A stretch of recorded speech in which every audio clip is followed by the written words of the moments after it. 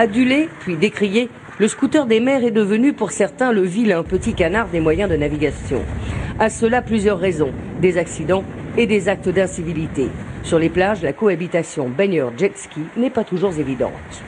C'est une nuisance sonore et ça brûle de l'essence. Non, c'est très désagréable.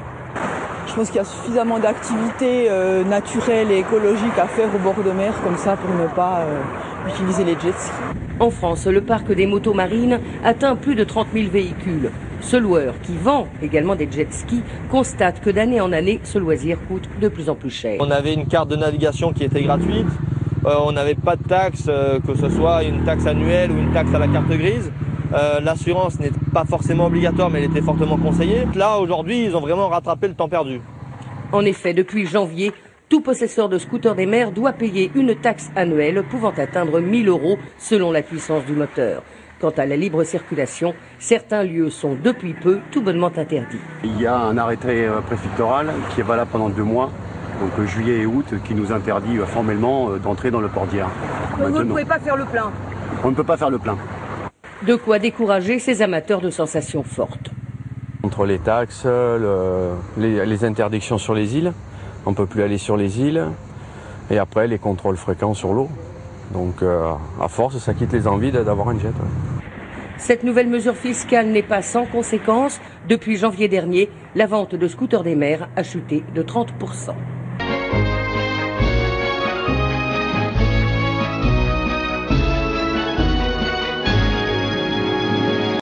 Après la victoire aux élections du parti du Premier ministre Shinzo Abe, les consommateurs japonais continuent de voter pour ces politiques de croissance avec leur portefeuille. Les ventes au détail ont publié leur plus forte hausse en plus d'un an en juin, marquant un 2e mois d'affilée de gains.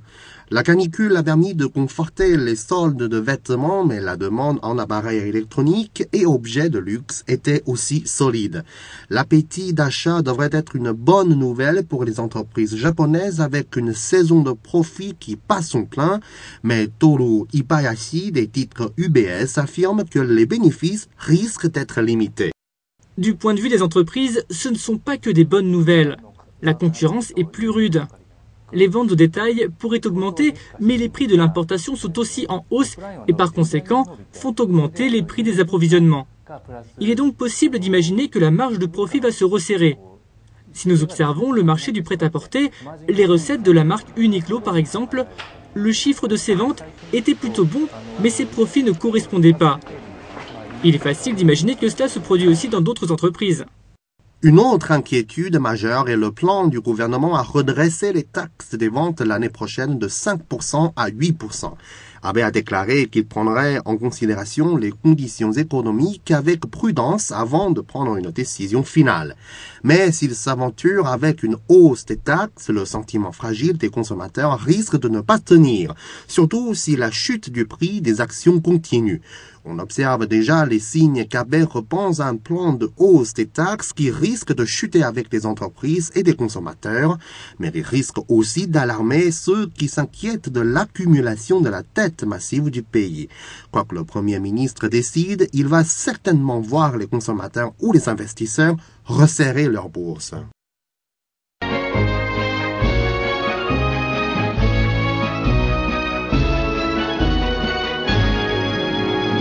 À quelques mètres de la mer, impossible de le rater. Durant tout l'été, ce camion du don du sang sillonne les plages de la Côte d'Azur pour une raison simple, aller vers les donneurs, en l'occurrence les vacanciers. On a du temps, on est disponible, je veux dire quelque part on a que ça à faire, et c'est l'occasion de donner son sang dans un contexte facile. Plus facile en tout cas qu'en contexte de boulot. Je considère que j'ai de la chance d'être en bonne santé, donc si je peux en faire profiter un tout petit peu les autres, voilà, je donne un petit peu de mon temps et de mon sang. Ça va ? Oui, tout va bien. Pour donner son sang, il faut être majeur et en bonne santé. Après un entretien médical, il suffit de tendre le bras et de rester tranquillement allongé.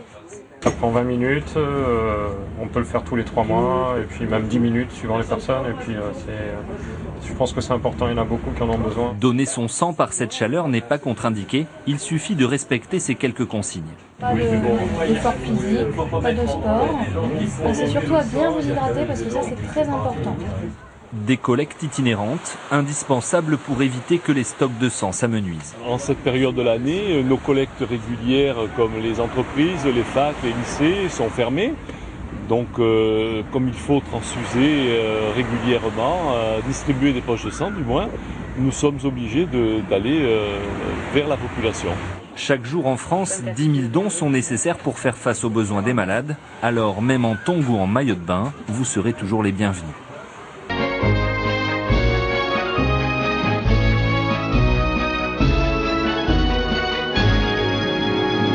Il y a ceux qui, pour rien au monde, ne sauteraient le petit déjeuner du matin. Du thé, des tartines avec de la confiture et du jus d'orange et occasionnellement de la brioche.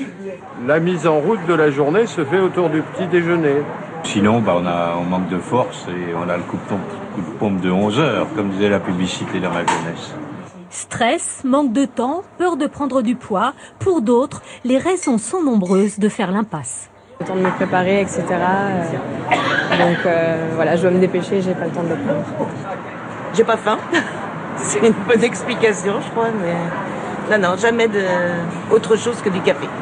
Selon une enquête américaine portant sur 27 000 hommes, lorsqu'on ne mange pas le matin, le surrisque de faire une crise cardiaque est de 27%. Lorsqu'on ne prend pas de petit déjeuner, en fait, ça veut dire qu'on a un mode de vie qui n'est pas forcément bien équilibré, notamment au niveau de l'alimentation. Et on sait qu'il y a un rapport direct entre le fait d'avoir une alimentation pas très équilibrée, un taux de cholestérol un petit peu plus élevé, une pression artérielle, une tension un petit peu plus élevée. Et tout ça, ça conduit à avoir un risque de faire une maladie cardiaque. Alors, fini les idées reçues. Tartines, jus de fruits ou encore céréales ne sont pas néfastes. Au contraire, un petit déjeuner complet n'a que des effets bénéfiques. Le matin, l'organisme fait tout pour qu'on se mette en route. Il fabrique toute une série d'hormones qui font qu'on se réveille, qu'on est tonique, qu'on est en forme, qu'on a envie de bouger. Mais pour cela, il faut de l'énergie. C'est pour ça que le petit déjeuner est important à ce moment-là. Enfin, pour ceux qui culpabiliseraient encore, le petit déjeuner n'a aucune conséquence sur la prise de poids, à condition de ne pas abuser des viennoiseries.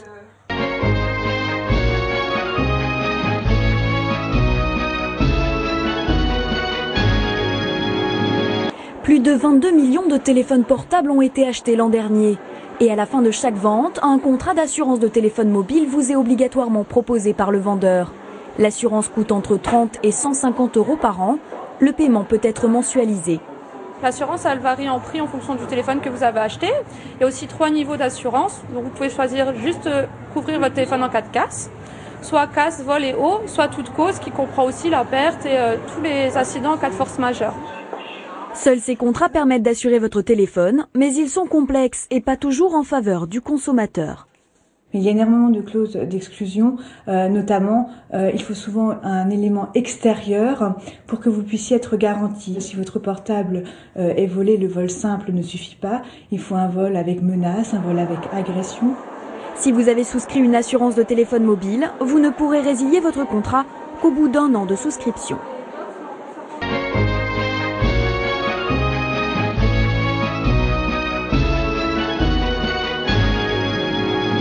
Comme aux heures de pointe, ces Marseillais attendent la navette qui les emmènera vers la plage. Départ imminent, destination vacances, au moins pour quelques heures.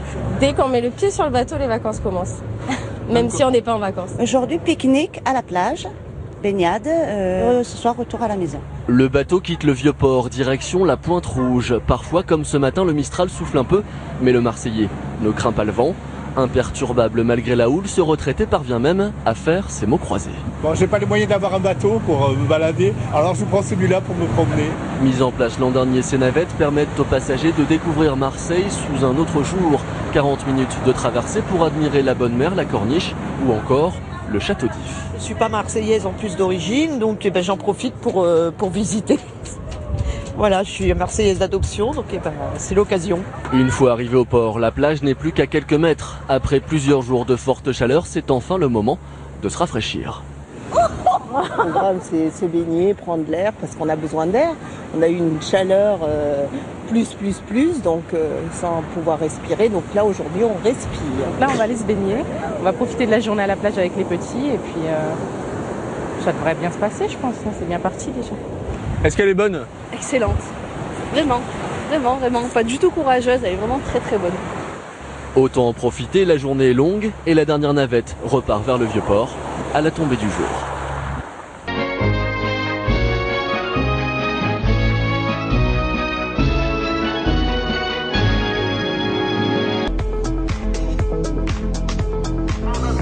Bikini, soleil, plage et surf, les ingrédients d'un été digne de ce nom.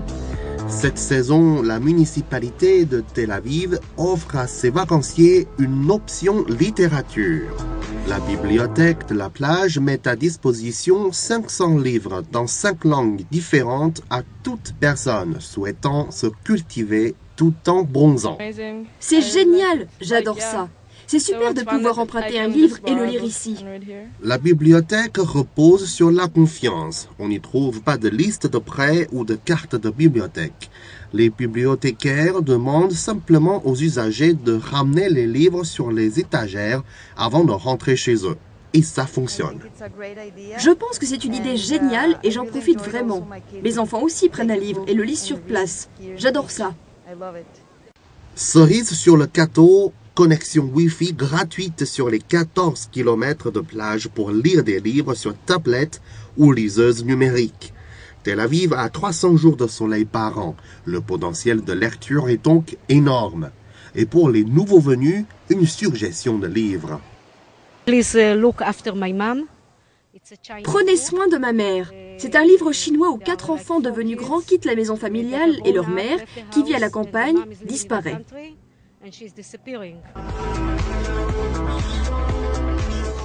Plus d'excuses donc pour ne pas aller à la plage et conjuguer natation, relaxation et lecture.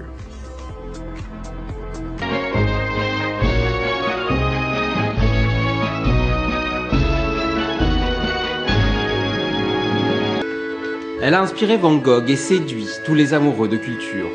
Arles, sa lumière, ses couleurs font rêver ce couple de franciliens au programme d'été plutôt intello. Pas de vacances sans culture. De toute façon, la culture, elle est partout, même dans un paysage, enfin dans les bâtiments. Voilà, donc la culture, c'est indispensable pour s'enrichir, pour se faire plaisir. La ville est aujourd'hui le temple de la photo contemporaine. Bernard s'offre avec gourmandise cette rétrospective consacrée à l'artiste chilien Sergio Lara. Rentrer dans une expo comme ça et faire le tour, c'est vraiment un voyage autour du monde, notamment Amérique du Sud. On est ailleurs. Ailleurs, et saisi par le regard de ces enfants d'Alger, Cusco ou Buenos Aires. C'est splendide, le sens de la composition, des instants comme ça saisis qui invitent à voir les choses autrement, et beaucoup d'humanité. Enfin, c'est un grand photographe. Après le choc esthétique, il faut prendre de la hauteur. Du haut des arènes, le voyage continue. Hubert, de Strasbourg, partage avec ses filles l'histoire de France. On tient absolument à ce qu'elles connaissent aussi la richesse du patrimoine français. Et les vacances, ce n'est pas seulement la plage, c'est aussi apprendre des choses. Ça tombe bien, sachez que Arles compte le plus de monuments romains après Rome et déploie ses trésors d'histoire à perte de vue.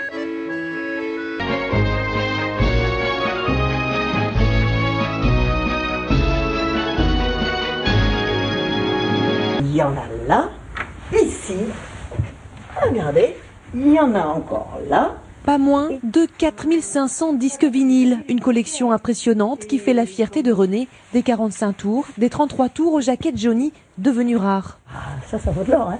Ça c'est des petits trésors, hein.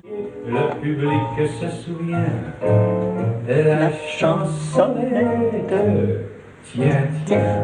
Animatrice dans une radio locale pendant 23 ans, c'est avec les auditeurs que René a partagé sa passion quand elle n'était pas sur les routes pour son métier de chauffeur routier. Et là encore... La musique m'a toujours accompagnée sur la route. Quand vous avez pas le moral, vous mettez de la musique, vous pensez plus... Et c'est ça qui fait avancer. René a depuis laissé son camion au garage, mais pas rangé ses disques. Il y a 3 ans, elle entame une nouvelle carrière de DJ et anime des bals. Ce jour-là, c'est dans une maison de retraite que nous la retrouvons, aux Platines. On reste toujours sur un passo, on est bien d'accord, hein. Allez, on y va. Et communique la joie à tout le monde, extraordinaire. Elle manie bien encore les platines, hein. elle aime ça, elle adore ça, on voit que hein, c'est magnifique. Ne quittez pas, un autre, on met ça, je vais pas me tromper. Pas toujours évident de maîtriser la technique des consoles et des dizaines de boutons qui lui donnent parfois, elle l'avoue, un peu le tournis. Des bêtises, j'en fais autant que Dieu en bénit, mais j'apprends tout le temps. C'est peut-être ça aussi qui conserve le dynamisme. On continue. Raccroché, jamais nous a confié René. À 78 ans, notre mamie DJ compte bien faire danser les gens encore très longtemps.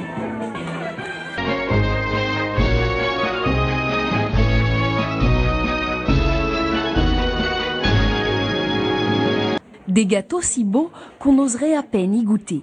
Le cake design, nouvelle tendance dans les cuisines, s'apprend d'abord à la force du poignet. C'est physique, très physique, je suis trop fatiguée. La pâte à sucre comme matière première, il s'agit d'abord de dissimuler son gâteau. Allez-y, déroulez votre pâte, faites-la redescendre tout doucement. Voilà, vous pouvez tout lâcher. Là, c'est l'étape cruciale pour avoir un gâteau bien lisse, sans plis, parce que les plis sont assez importants.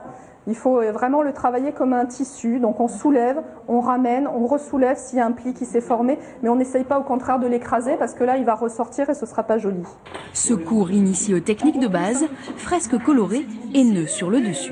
Il faut quand même être vraiment précise, ça fait au moins 4-5 fois que je recommence mon petit nœud, donc là j'espère que je vais le réussir. Hein. Parsemer ensuite avec la pâte à sucre, tout est permis.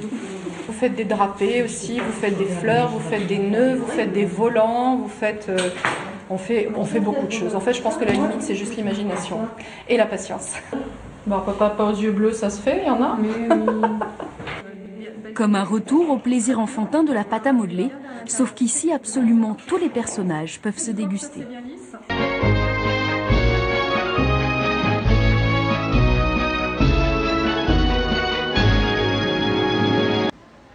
Dans le petit village de la Gacilly, rendu célèbre par Yves Rocher et ses cosmétiques, les maisons servent de chevalets géants.